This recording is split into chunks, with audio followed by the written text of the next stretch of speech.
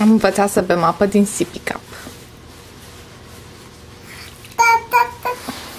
Papu? Cristian, haide să ridicăm un pic apa. Nu, mami, uite, haide, uite așa. Așa. Așa, și tragem acum. Ce-i la gura ta? Ai băut, mami, apă? Da, trebuie să ți-l ții singur, mama. De ce să-ți țină mama? Haide, încearcă să ți-l ții singur. Ia-l.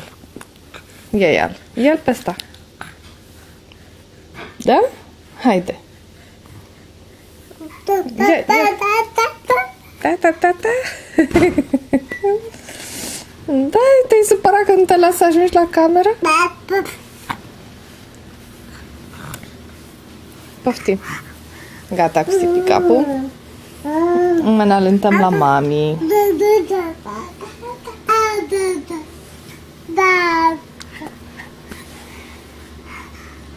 Așa, mama, bravo.